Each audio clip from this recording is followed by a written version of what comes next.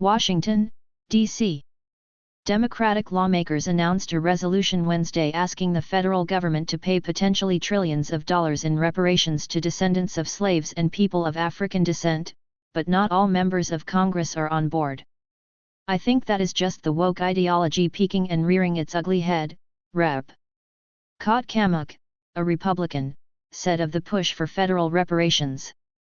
"In this country, you can do anything, be anything, and this culture of victimhood, it has absolutely gotten out of control." The resolution, which Rep. Cori Bush said she would introduce Wednesday, calls for $14 trillion to close the black and white wealth gap that she argues stems from racist governmental policies.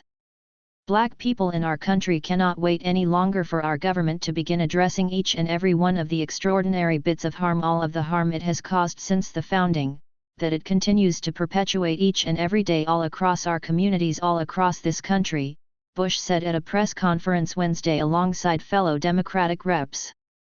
Barbara Lee, Jamal Bowman, and Rashida Tlaib. But Bush wouldn't say where funding for reparations would come from. "We're still having those kinds of conversations," the Missouri congresswoman told Fox News after the press conference. Republican Rep.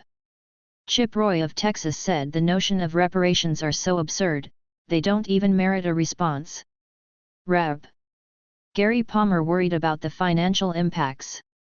"We're at a situation right now where the country is dealing with a serious debt issue, and to add to that would be problematic for the whole country, for our economy," the Alabama Republican said. "It just doesn't make sense." Opinion polling suggests reparations are unpopular with Americans. Only 3 in 10 U.S. adults said descendants of slaves should be repaid, according to a 2021 Pew Research Center survey. However, 77% of Black Americans supported reparations in the same survey. "The federal government backed slavery, right?" Bowman, who represents New York's 16th District, said. "So the federal government needs to hold itself accountable for that.